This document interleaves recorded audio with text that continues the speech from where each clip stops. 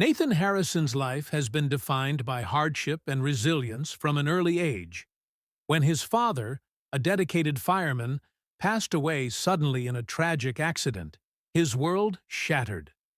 Nathan was only 10, while his sister Abigail, the younger of the two, was just 6. They had always been close, but after their father's death, they became each other's sole anchor. The weight of this loss fell heavily on Nathan's young shoulders, a burden that he would carry for years. He witnessed his mother's descent into grief, her once steady demeanor now consumed by the overwhelming sorrow of losing her partner. Nathan did his best to step up, even though he was still just a child himself. He began looking after Abigail in the absence of their mother, helping her with school, making dinner, and keeping her entertained while their mother became increasingly withdrawn. But it wasn't long before their mother's own struggles with mental health took a more dangerous turn. As time passed, her grief consumed her, leaving her unable to care for herself, much less her 2 children. A few years later, after a series of increasingly erratic behaviors, she tragically took her own life. This loss was a devastating blow. For Nathan, who had already been the pillar of strength for Abigail, the world seemed to collapse in on him. Without their mother, they were entirely alone, forced into the foster care system. The system wasn't kind to them. Nathan, barely in his teens, found himself faced with the unimaginable task of trying to keep his family together, with no extended relatives willing or able to take them in, either because of their own personal struggles or because they were simply too far removed to understand the urgency of Nathan's pleas. They were separated from their home. But Nathan refused to let go of his promise to Abigail, the promise that he would take care of her, no matter what. The thought of being separated from her was unbearable. In the meetings with social workers, he fought tirelessly, often pleading with a desperation that reflected the gravity of their situation. His voice was steady but firm, and his words laced with the determination of someone who had already grown up far too quickly. He promised, with every ounce of his being, that he could handle it, that he would be the father and mother Abigail needed, that they would never be torn apart. Somehow, maybe through sheer tenacity or the social worker's weariness, his plea was granted. They allowed Nathan to keep Abigail with him under foster care, but it was no fairy tale. The foster care system was overwhelmed and underfunded, and the family support they received was minimal at best. Nathan had to juggle school and odd jobs, doing everything he could to make ends meet. He worked late hours at a local diner, washing dishes, bussing tables, and taking on any job that paid a few extra dollars. Sometimes, his exhaustion would weigh him down so much that he would collapse into bed, only to wake up a few hours later to repeat the cycle again. He did this all for Abigail, to make sure she had what she needed to grow up, to make sure she didn't feel the weight of their tragedy as much as he did. Despite the difficult circumstances, Nathan kept his promise. He worked hard to support her, to make sure she felt loved and cared for. When he turned 18, he joined the military, hoping that it would provide more financial stability. The discipline and structure of the military became a way for him to channel his grief and frustration. However, the guilt he felt about leaving Abigail to fend for herself during his deployments weighed on him. Still, he managed to stay connected to her, often writing letters or calling her when he could. Abigail, though just a child, understood the sacrifices her brother was making, and she did her best to stay strong for him, just as he had for her. The bond between them was unbreakable. Nathan never allowed the hardship they faced to define them as victims. Instead, he took on the responsibility with the fierce resolve of someone who had no other choice. He became Abigail's rock, and in turn, Abigail became the heart that kept him grounded. Despite their traumatic past, they remained a family, the only one they had left, and Nathan never once let go of the dream that they would both one day have a better life. Abigail, in turn, became fiercely independent.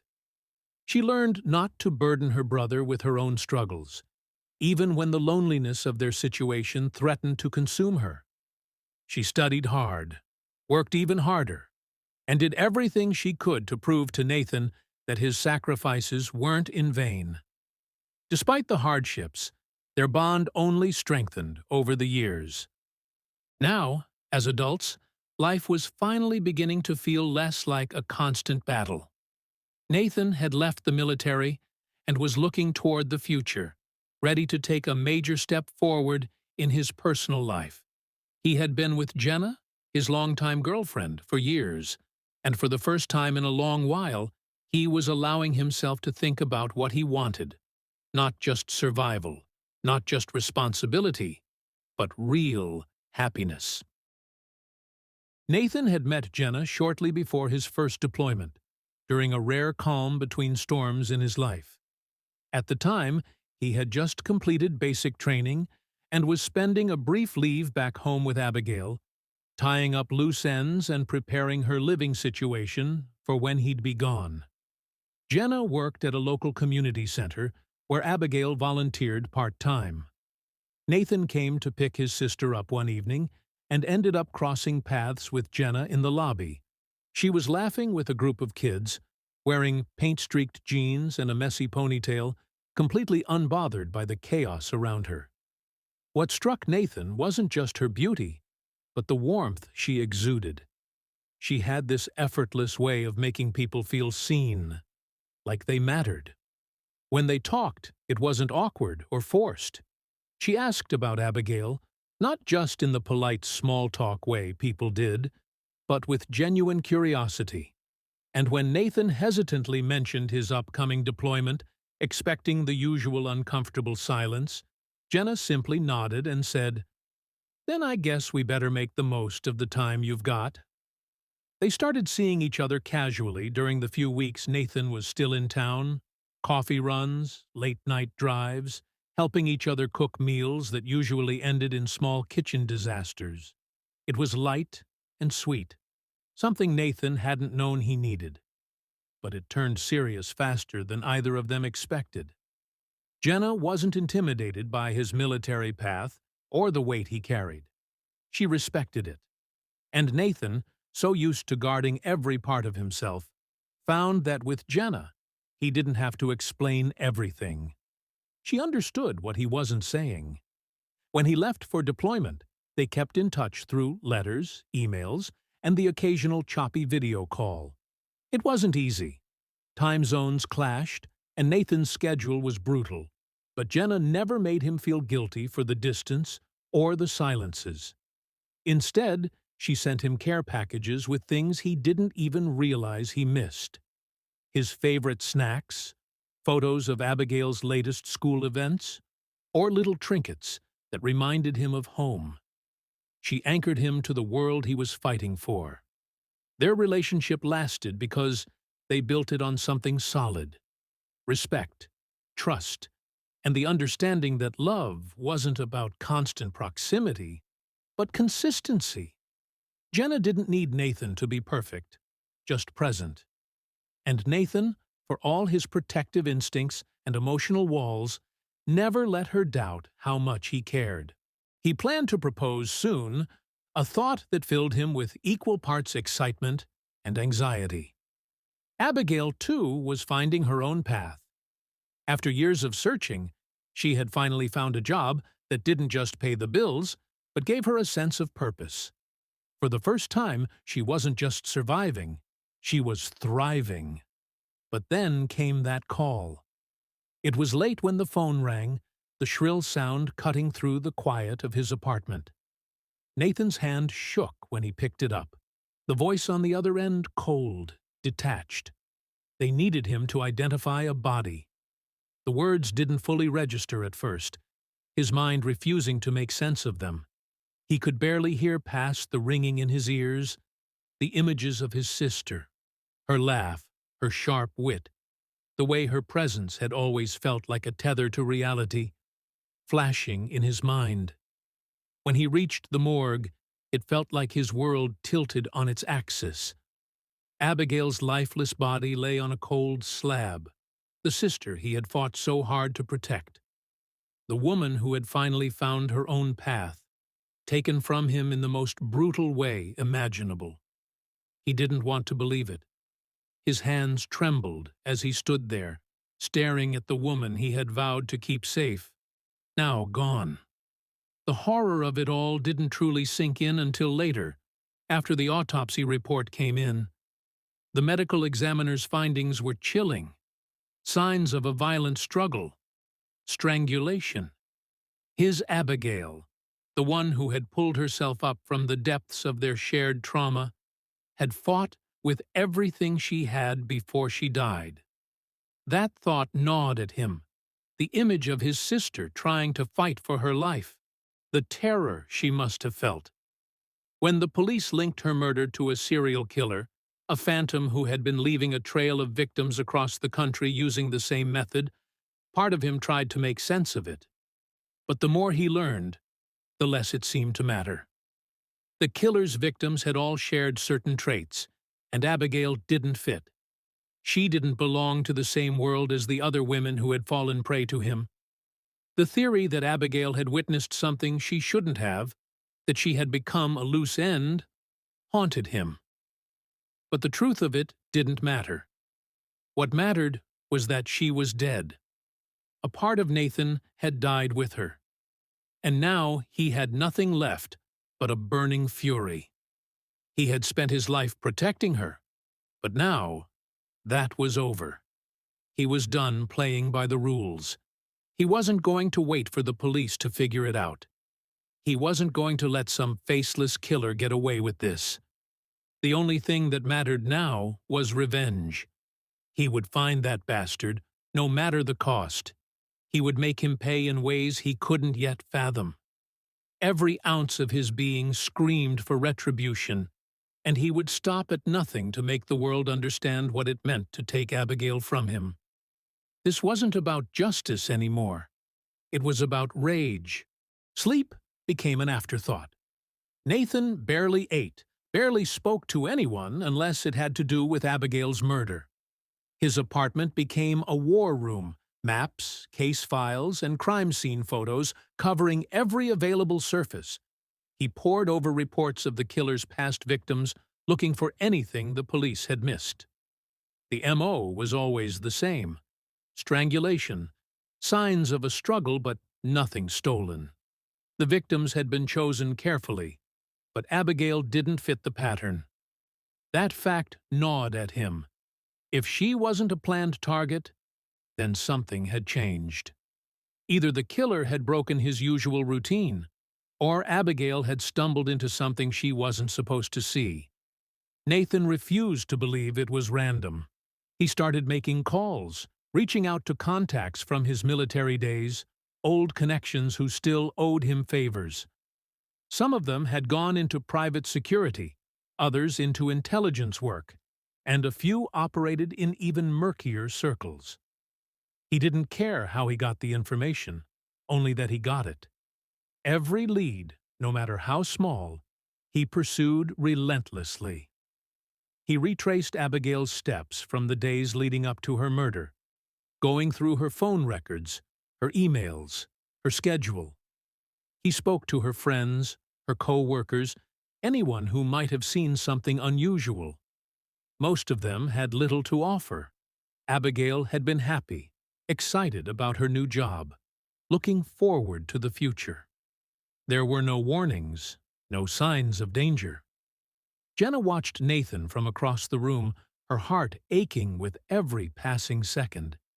She could see it in the stiff set of his shoulders, the way his hands never stopped moving, constantly flipping through papers, tracing phone numbers, running through maps.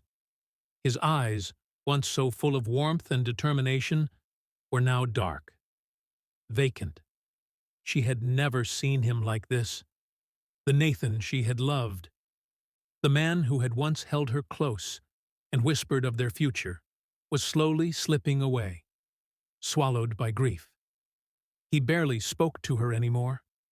His focus was consumed entirely by Abigail's murder, his every thought fixated on one thing: finding the man who had taken her sister's life. Jenna knew he was doing what he thought was right, what he thought would bring him peace, but it was doing the opposite. It was tearing him apart from the inside out, and every time she tried to reach him, to comfort him, she was met with a wall of guilt and anger, and a relentless need for vengeance that left no room for her. She understood his pain. She did.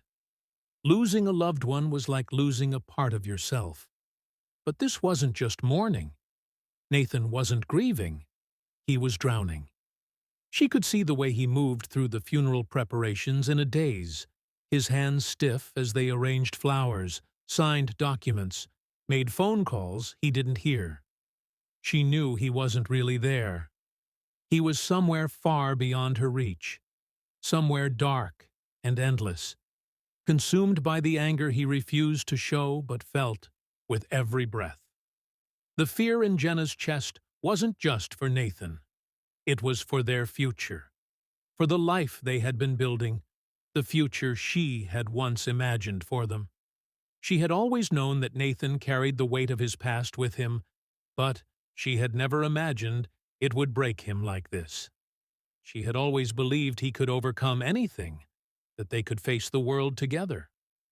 But now, she didn't know how to pull him back. She didn't know how to save him from the spiral he had fallen into. But there was something else weighing heavily on her heart. A secret she hadn't told him yet. A secret she wasn't sure how to share. Jenna had discovered she was pregnant the very same day Nathan had received the news about Abigail. She had taken the test in a haze, not even sure what she was hoping for. But when the results came back positive, everything inside her had shifted. There was a part of her that had felt joy, a glimmer of hope in the midst of all the darkness. But how could she tell Nathan now? How could she tell him about the new life growing inside her when all he could focus on was the death of the sister he had protected his entire life? Jenna knew Nathan loved her. She knew he wanted a future with her. But how could she possibly add this new burden to the weight he was already carrying? How could she bring a child into this world when Nathan was so lost in his need for revenge, so consumed by the pain of losing Abigail? Every day, she watched him sink deeper into himself, and every day, the fear of losing him grew. She had to find a way to help him, to pull him back, to remind him of the love they had, the future they could still have. But she couldn't do it alone, and she couldn't do it without risking her own heart. In the silence of their home, with its stark reminder of what they had lost, Jenna made a silent vow. She would fight for Nathan, for their love, for their future. She would help him find a way back from the darkness, even if it meant facing her own fears and the secrets that weighed on her heart. Because if she didn't, she wasn't sure who he would become, or if he would come back at all. Micah Grayson had always been sharp, too sharp for his own good sometimes. As the youngest detective on the force, he had a reputation for solving cases that others couldn't crack, picking up on details that seemed insignificant to everyone else. He had a knack for reading people, for noticing the way their eyes flickered or the way their voice betrayed a hint of emotion they didn't mean to show. But this case, Abigail Harrison's murder, had proven to be different. The emotional weight of it all wasn't something his intellect could easily dissect.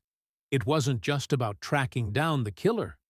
It was about understanding the grief that came with it. And that, Micah quickly realized, was something he couldn't wrap his head around. He'd heard about Nathan Harrison, the ex-military guy turned vigilante. Micah knew Nathan had been looking into the case on his own, hunting for any clue, any lead that could bring him closer to finding Abigail's killer. Micah had been expecting that. He'd known from the start that Nathan wouldn't just sit back and let the police handle it. That wasn't who he was. But what Micah hadn't expected was the intensity with which Nathan clung to his own investigation. The meeting had been arranged, just the two of them in a small, dimly lit coffee shop. Micah had hoped it would be a conversation, a chance for them to work together, to share their findings, to combine their resources. It wasn't the time for egos, not when Abigail's killer was still out there. Micah wanted justice for her as much as Nathan did. But when Nathan walked in, his eyes narrowed with something between anger and desperation. Micah immediately knew this wasn't going to be an easy conversation.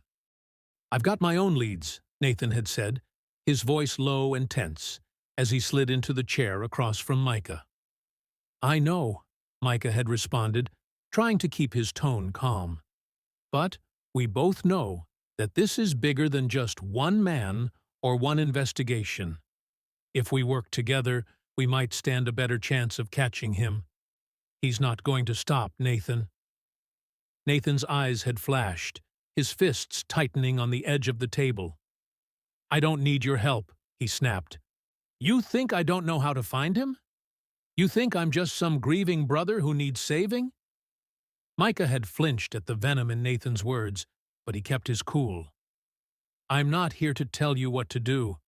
I'm just trying to get justice for Abigail. For all of them," he had said, referring to the other victims. "We need to work together. You know that." But Nathan had barely heard him. The pain in his eyes was undeniable, but so was the anger, the rage that clouded everything else. "Justice," Nathan had echoed bitterly, leaning in, his voice low. "This isn't about justice anymore. It's about vengeance, and I'll make that bastard pay, even if I have to do it alone."